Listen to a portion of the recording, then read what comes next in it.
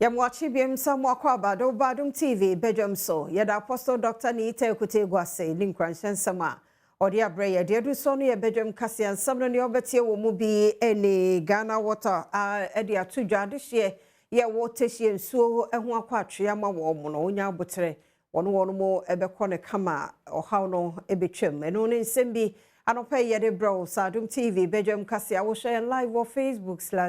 Adom TV Extra Go TV ya 119 DSTV ya 280 uko YouTube search Adom TV Tube na kwa adomonline.com ensemi ne nsema foforo bi ewo ho bididi afia amankwa tamaklo afia ni jebienti sede nsem no etie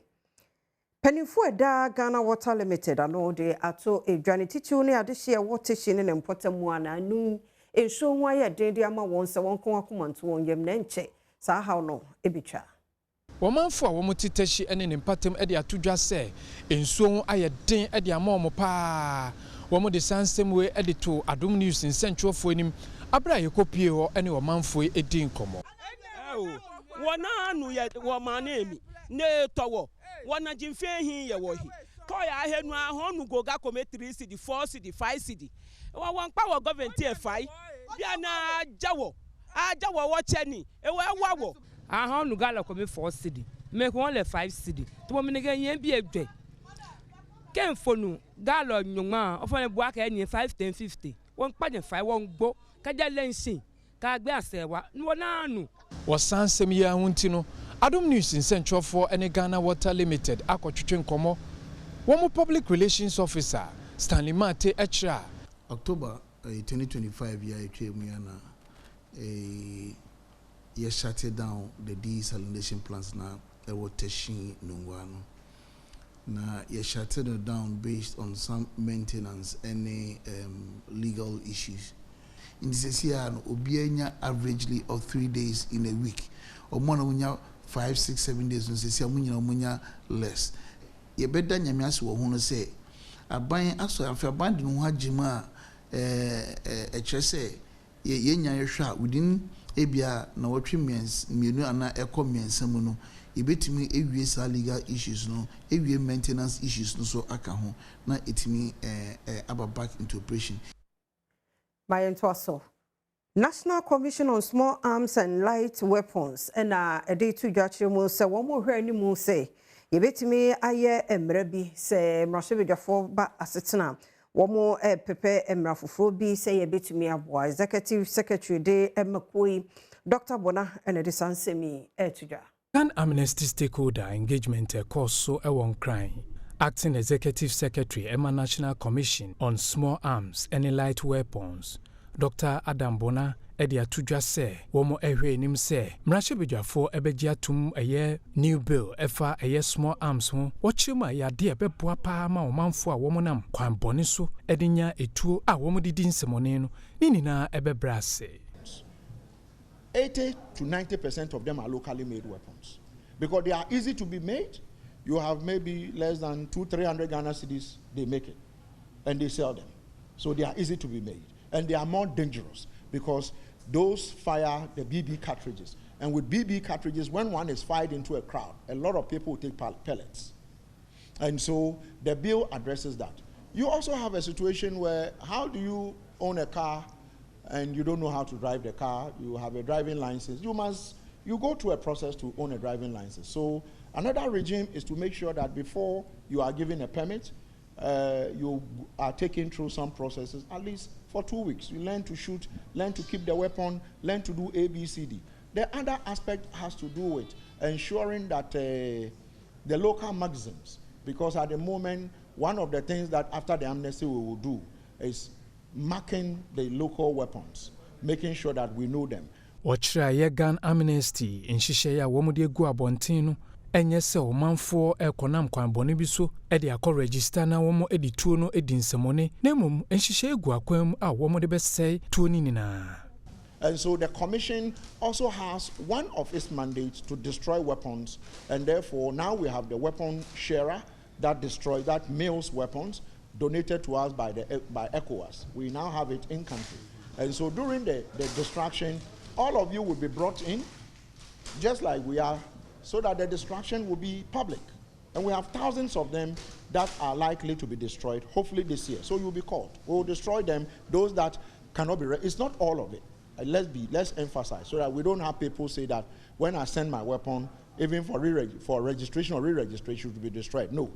If you are qualified to own a weapon and it's not legalized and you don't have any shady character, it will be registered for you. If not, it will be confiscated.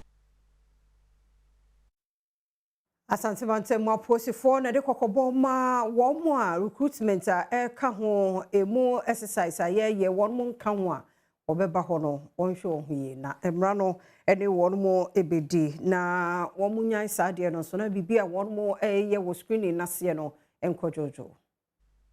baby a gina plen Patasi Police Training School I know Asante mantem ha na ene dey na won free aposifo recruitment no ase na ene obepie mu ewa ha ene dey din kan omofra se fa wo ma wo nsa no dwuma wo makosuku wo degree ene HND na enipa enkyere nka so bebre ewa ha na dwumadie no ekoso wa ha ekoso ewo asomdwe mu aka ho bi amadom kase ene kasama fuma police adoma Asante mantem ha DSP Godwin Ahano abonkomo ene hyehyeye egu akwan mu ato yanim ende no Police Regional Training School Patasi ye ema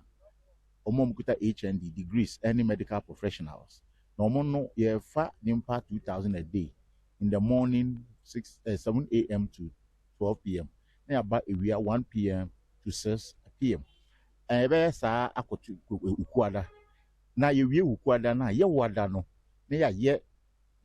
other centers and say West Coast Chepastre Terminal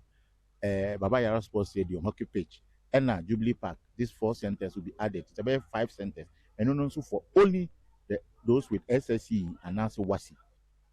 Otwan in Cassia so at the Kokobo Emma Woma afa won krata say obedi police ni say no say unim say ya fro centers a woko na say woko yes say yem fro say brand Monday na wo back the be disqualify o and they say him say yes say ko Chapatre Tuesday na woko ho men ka say yes say ya from nkwan de say me nko Chapatre betumi akokuma training school and say me ko Baba Yara Sports Stadium woko e be disqualify o ne kwakra mu ena nei wo ma wo mo ede wo krata ba e ma isusu wo mo tentene bi ni Adom kase bonkomo akere so far so good ekwan ya wo dwumadie no osi hu no faaye okay me per say this is not the first time of me coming, this is my 3rd time. Previously oba obedi like you sana commercial but maybe we buy mama the bit kama oma you see biscuits and I drink, so this one is exceptional. ye hwe ni mu se ena e twa so no sa ena ebeye amansa chia me kwadwo be mreku amanebo Patasi Police Training School. Adom TV Badwam kase na ubiso ehwa no yeto so edia na beto dwa se owura bia wanya mfie aduasa ennan na watwitwa obie no na ni nyina ne se ni motorbike no waka hwefomo si ewo nzama nkwanta krobi obabie ni anwaso bekwa mensimu ewo Western North. Charles Apreku ana nipa bi ede grante ekoto hye ne so ewo nzima enkwanta empatem bi ebem bibia ni anwanso bekwai Boatin David ye unit committee chairman ewo mpatemu ene Adom News Central for etwetwe nkomo no wodi nchimu se ene ma de nam so ma onipe ekoto hye ne so so ma frem goli nam sade nam so bla be kade nti bi sole ko e na chese ni akuma ba ko mo de sika ya den etwa nsa no insan se woni twa ya se ya mark na etwa nsa de na aye na so onye no hwe na wada ana wade sikan etwa nsa no o twa na bati amna atene nkase no nti enam kakra bi na aka wo akiri twa nsa no bati se twa kan wo makakra kase ni mo twaten kase na aka wo man nko a na woni nsa ni Wachiremu a aposifo aso ate ewo nsema esi mu ana mo etufa ahwan se o mebo ba mane no me so me kobo na nan ne mpeni fa mane na nan ne mpeni fo so ka che se yemfa ni kan wa ha ne bari ni kan fa police station ansana ne enje forms nti ye kwa so ampa police for the forms am ba ye nye case obisi yemfa na mla doctor for hwene ni enam situation wo na ansana ya de na ba ye case no bebi asem na koduru no na nya ne first time wa ye say saadi we bi ni obi atogme ni start ton abe ama no na afuom ama na nipa wa hwe ama nipa na to abe na we apo e de rubber shas a e bansa Oda sanina ni sani pa wo twa ablante ya ko twa meni musa nti okwa na se nipa na wa ba ne so twa enko be twa nsa de wa twa sa ablante nti ni suban enya de ya de foforo nyame bɔ na aban sa kana emla ni se de emla ne tie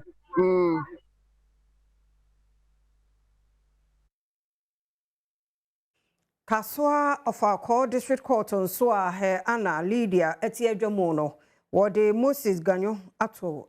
aposifo kukum so 26 January ina no se ono so ne mpena wakuno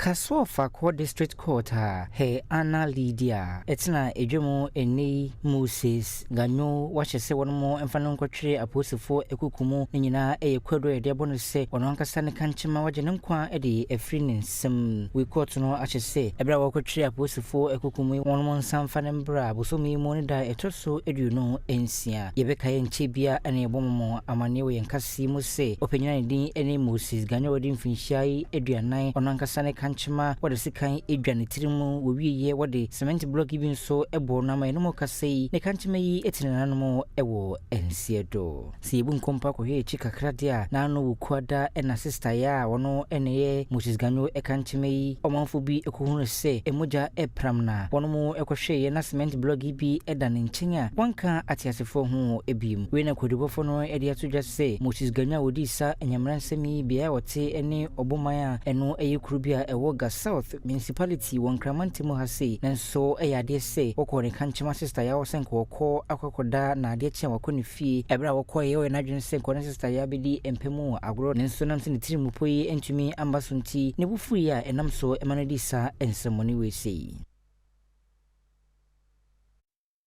Yeto akasia no eso asante hino tumfo se tutu ya wotoso mienu atu apatrapa hima ade so ebunchemu ene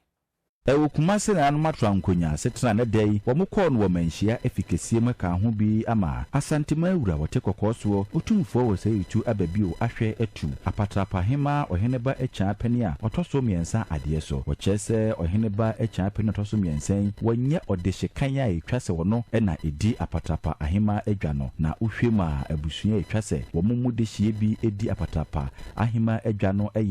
na nakwafo adehye busua nanso uhwɛ enhwemu na waheneba echa pe no toso miensen efiri bosompra abusua ma enye wo mu ene adehyibusia etwase wo mu edi apatrapa adwa no enei wagina so edi etu no ade so waheneba echa pe ni a toso miensa yeka na asem enei yetu na ade so apatrapa hema mfinhia aduonu enan a enei enhwemu kan apiedwa se wo numpo wobeye asomfo ewo na nakwafo adehyibusia ma ebra akonya no etoye na wofa ho ebedi ade se ohema mfinhia aduonu na enei enhwemu pefe adadi ama tunadie so ewo menhia fikesie mu enede na ya mamre ne amane wo bra oyiyi ne nam mpaboa ede kire se nedei wonye apatrapa hema abium otumfuo wo sɛ etwa bebi ogina so ehye maame poma sɛ wonhwɛ na wontutu akire kosi sɛ obenya ode hyekan nya free na nakwafo abusua no mu sɛ de beya ono na betimi aba bedi ade ewo apatrapa na amamre ne amane etimi akoso ntinei wasintwene so sesudua sɛ